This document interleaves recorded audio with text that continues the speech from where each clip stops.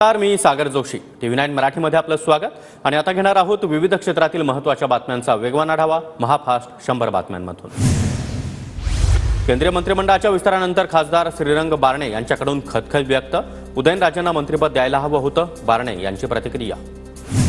तर भाजपनं शिवसेनेसोबत दुजाभाव केला. एक कॅबिनेट मंत्रिपदाची अपेक्षा होती. एनडीए सरकारमधील कॅबिनेट मंत्रिपदावरून शिवसेनेमध्ये दोन सूर. श्रीरंग बारणे आणि संजय शिरसाट यांच्या मंत्रिपदाबाबतच्या वेगवेगळ्या प्रतिक्रिया. अजित पवारांनी परिवारासोबत वाईटपणा घेतल्यानं मंत्रिपदाबाबत भाजपनं अजित पवारांसोबत न्यायिक भूमिका घ्यावी.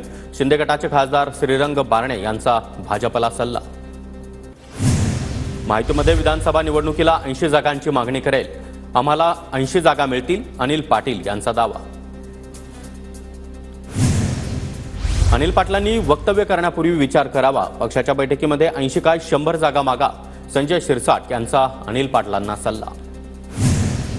अजित पवारांच्या वाट्याला भोपळा तर नकली शिवसेनेच्या तोंडावर एक राज्यमंत्रीपद फेकून मारलं. संजय राऊतांचा हल्लाबोल. शिंदे अजित पवार मोदींचे गुलाम आहेत. शिंदेंनी हिंमत असती तर राज्यमंत्रीपद नाकारलं असतं.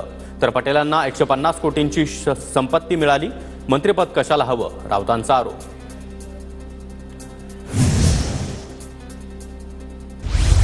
मंत्रिमंडळाचा विस्तार लवकरच होईल. रस्त्यांचा विस्तार होतोय म्हणत कोस्टल रोडच्या पाहणीनंतर मुख्यमंत्री शिंदे यांचं उत्तर. पावसाळी अधिवेशनाआधी राज्य मंत्रिमंडळाचा विस्तार होण्याची शक्यता. मंत्रिमंडळातील रिक्त असणारी मंत्रिपदं भरली जाणार, सूत्रांची माहिती. विधानसभा निवडणुकीच्या आधी आमदारांना ताकद देण्याचा महायुतीचा प्रयत्न. राज्यातील महामंडळांचं देखील वाटप करण्यात येणार, सूत्रांची माहिती. राज्य मंत्रिमंडळाचा विस्तार आता करावाच लागेल. विस्तार न झाल्यास लोक नाराजी व्यक्त करतील.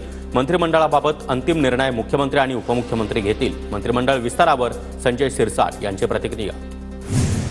जाता जाता काही लोकांना खुश करण्याचा प्रयत्न असेल. पुढे देण्यासारखं खूप काही राहिलं नाही.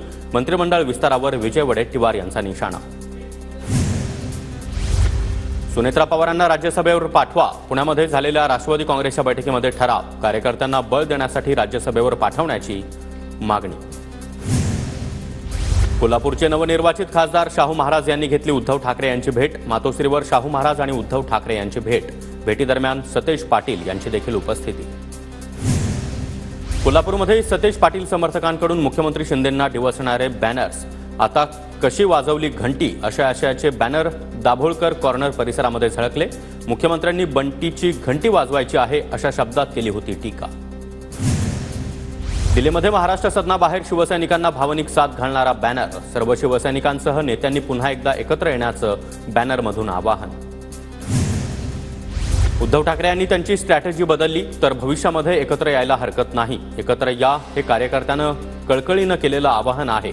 दिल्लीतील बॅनरवर संजय शिरसाट यांची प्रतिक्रिया. सामान्य शिवसैनिकांसाठी मातोश्रीचं दार कायमच खुलं. मात्र कपट कारस्थानी लोकांना सोबत घ्यायचं की नाही हे पक्षश्रेष्ठीच ठरवतील. ठाकरे गटाच्या सुषमा अंधारे यांची शिरसाट यांच्यावर टीका. महाराष्ट्रातील वारा आता महाविकास आघाडीच्या बाजूनं वाहू लागलाय. महिनाभरामध्ये शिंदे आणि अजित पवारांच्या 40 आमदारांची घरवापसी होईल. विरोधी पक्षनेते विजय वडेट्टीवार यांचा मोठा दावा. मराठा आरक्षणाविरोधामध्ये बोलाल तर विधानसभेमध्ये काँग्रेसच्या सर्वच जागा पाडायला लावेल. मनोज जरांगेंचा वडेट्टीवार यांच्यासह काँग्रेसला इशारा. नरेंद्र मोदींनी तिसऱ्यांदा पंतप्रधान पदाचा पदभार स्वीकारला. शेतकऱ्यांच्या हितासाठी नव्या सरकारचा पहिला निर्णय. शेतकरी सन्मान निधीचा 17वा हप्ता मोदी यांच्याकडून जारी. 18 जूनपासून संसदेचं विशेष अधिवेशन सुरू होण्याची शक्यता. 18 आणि 19 जून रोजी नव्या खासदारांचा शपथविधी तर 20 जूनला लोकसभा अध्यक्षांची नियुक्ती होण्याची शक्यता, सूत्रांची माहिती. जितेंद्र आव्हाड यांची मुंबई हायकोर्टामध्ये धाव. राम हा मांसाहारी होता या वक्तव्यावर 7 FIR एकत्र करण्याची आव्हाड यांची मागणी. 2 आठवड्यांनंतर पुन्हा एकदा सुनावणी होणार.